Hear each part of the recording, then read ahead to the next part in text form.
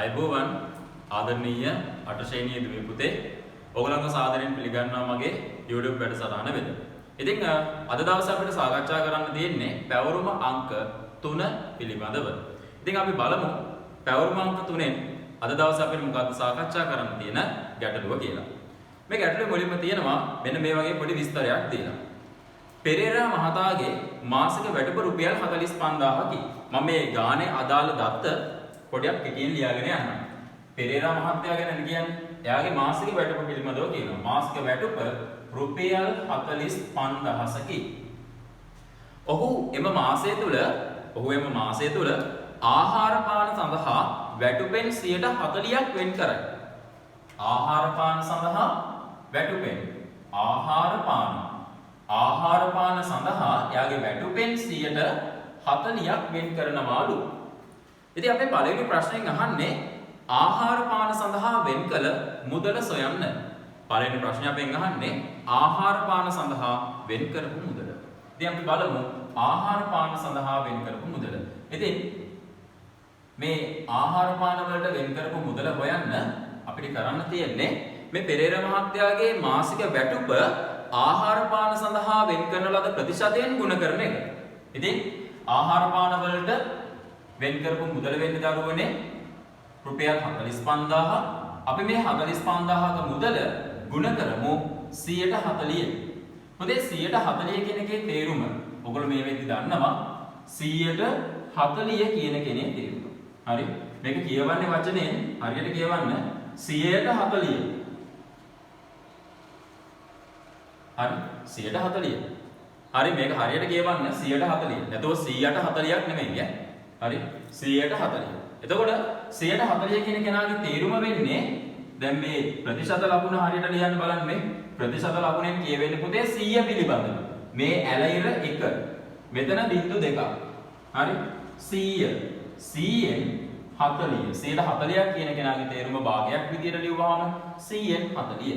එතකොට මේ ප්‍රතිශත ලකුණ ලියද්දී සමහර දරුවෝ එහෙම ලියනවා. මේක හරිද? ඔබට හිතෙන විදියට නෑ. මේක වැරදි. හරි?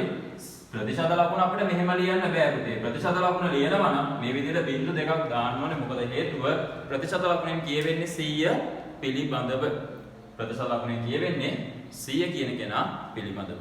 ඉතින් එහෙමනම් අපි මෙන්න බලමු මේ රුපියල් 45000 මේ මුදල 140ෙන් අපිට ගුණ කරන්න වෙනවා. ඉතින් 140 කියන කෙනාගේ තේරුම අපි දන්නවා 140 කියලා. මේක අපි සුළු කරමු මේ විදිහට. මෙතන බිංදු දෙකට පුතේ බිංදු දෙකක් ඉවත් කරන්න පුළුවන්. හරස් ගුණිතේ යටතේ මේ පිළිබඳව ඔයගොල්ලෝ සුළු කිරීම ඉගෙනගෙන ඇති. එහෙනම් අපි මෙතන මේ කට්ටිය සුළු කරමු ඊළඟට. 450 ගුණ කරන්න ඕනේ 40. 450 ගුණ කරන්න ඕනේ 40. එතකොට මෙතන බිංදුවයි මෙතන බිංදුවයි අපි මුලින්ම ගුණ කරද්දී එහෙම ලියාගමු. එතකොට ඒක ඔයාලට සුළු කරන්න පහසු වෙනවා. බිංදු දෙක මුලින්ම ඉවත් කළාට පස්සේ ඊට පස්සේ මෙතන 45 ගුණ කරන්න 4. මේ බලන්න 45 4ෙන් ගුණ කරන එක 45 ගුණ කරන්න 4. 45 4ෙන් ගුණ කරන එක ඔයාලට මෙහෙම හිතන්න පුළුවන්. 45 ගුණ කිරීම 2. කීයද? අපි දන්නවා. 45 2ෙන් ගුණ කළාම 90යි. 90 ගුණ කරන්න 2. 90 2ෙන් ගුණ කළාම කීයද උත්තරේ? 180යි. ඉතින් 45ව 4ක් බලන එක වෙලාවට ඔයාලට 45 2ෙන් ගුණ කරලා ඒ නගේ නැවත 2ෙන් ගුණ කළාම පිළිතුර 180ක් කියලා ගන්න පුළුවන්. 45ව 2ක් 90යි 92ක් 180. එහෙනම් මෙතන උත්තරේ එන්නේ කීයද?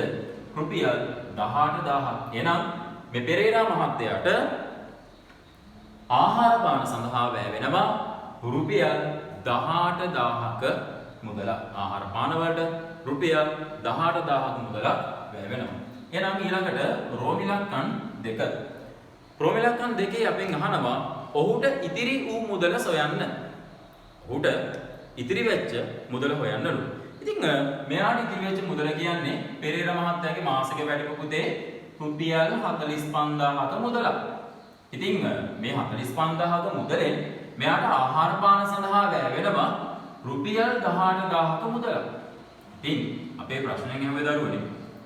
ඔහුට ඉතිරි වූ මුදල සොයන්න. මෙයාට ඉතිරි වෙන මුදල.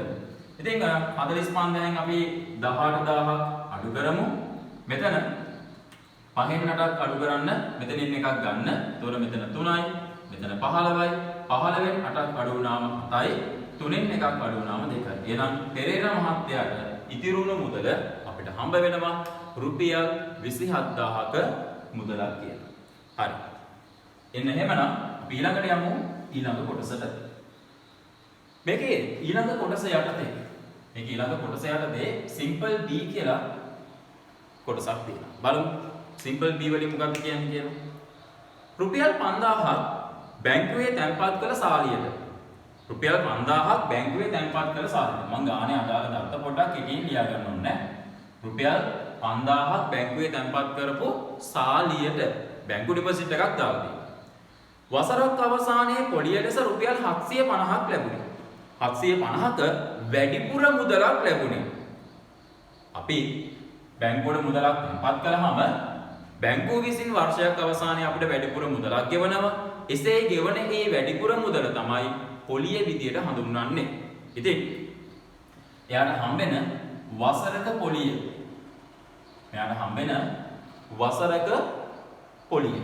එහෙනම් වසරක පොලිය රුපියල් අපිට කියනවා 750ක. 750ක වැඩිපුර මුදලක්. ඒ බලමු අපෙන් අහන ප්‍රශ්න මොනවාද කියලා. රෝමි ලක්ෂණ 1 යටතේ අපෙන් අහනවා දරුවනේ වැඩිපුර ලැබුණු මුදල. වැඩිපුර හම්බුන මුදල තැන්පත් කළ මුදලේ භාගයක් ලෙස ලියන්න. මොකද්ද මේ කියන්නේ? වැඩිපුර ලැබුණු මුදල. දැන් වැඩිපුර ලැබුණු මුදල කියන්නේ මේ තියෙන්නේ වැඩිපුර ලැබුණු මුදල. එතකොට තැන්පත් කළ මුදලෙන් භාගයක් විදියට. වැඩිපුර ලැබුණු මුදල තැන්පත් කරපු මුදලේ භාගයක්. එහෙනම් වැඩිපුර ලැබුණු මුදල. වැඩිපුර ලැබුණේ රුපියල් 750ක මුදලක්. ඒ මුදල තැන්පත් කරපු මුදලේ ඩිපොසිට් කරපු ගාන. එහෙනම් තැන්පත් කරපු මුදල රුපියල් 5000. ප්‍රශ්නෙන් ඇහුවේ වැඩිපුර ලැබුණු මුදල තැන්පත් කළ මුදලෙන් භාගයක් ලෙස. වැඩිපුර ලැබුණේ මේ ගාන, තැන්පත් කළේ මේ ගාන. එයාගෙන් භාගයක් විදිහට. ඉතින් මේක අපිට සුළු කරන්න සිද්ධ වෙනවා. ඉසුළු කරමු. රුපියල් වලට රුපියල් කැපෙනවා, බිංදුවට බිංදුව කැපෙනවා, 75 තියෙනවා, 500 තියෙනවා. සුළු කරන්න පුළුවන්. අපි දෙන්නම 25න් බෙදලා බලමු. දෙන්න 25න් බෙදන්න පුළුවන්. හරිද? 75 බෙදන්න 25න්. 75 25න් බෙදුවම 75ට 25 ගොඩවල් තියෙනවා 3ක්. 500 තියෙනව නේද? අපි බලන්න මෙන්න මෙහෙම. පුතේ 100 25න් බෙදන්න පුළුවන්. 100 25න් බෙදුනහම 125 ගොඩවල් තියෙනවා 4ක්. මම මේවට කියලා දෙන්න හදන්නේ සුළු කරද්දී ඔයාට මේක මනෝමයෙන් හිතන්න පුළුවන් ලේසි ක්‍රමවේදයක්. හරිද? 525න් බෙදන්න. වාගේ ප්‍රශ්නේ තමයි 525න් බෙදන්න. 525න් බෙදුවම පිළිතුර කීයද? ඒකට මුලින්ම 125න් බෙදන්න. 125න් බෙදන්න. 125න් බෙදුනම 125 ගොඩවල් 4යි. එතකොට ඊළඟට බලන්න 500ට 100 ගොඩවල් කීයක් තියෙනවද කියලා. 500 බෙදන්න කේකට 100. 500 100න් බෙදුනම උත්තරේ 5යි. එහෙනම් පුතේ 525න් බෙදුනහම වාගෙන් අහන්නේ කීයද කියලා. 500 කියන්නේ 25 ගොඩවල් කීයක් තියෙනවද කියලා. ඉතින් 100ට 25 ගොඩවල් තියෙනවා 4ක්.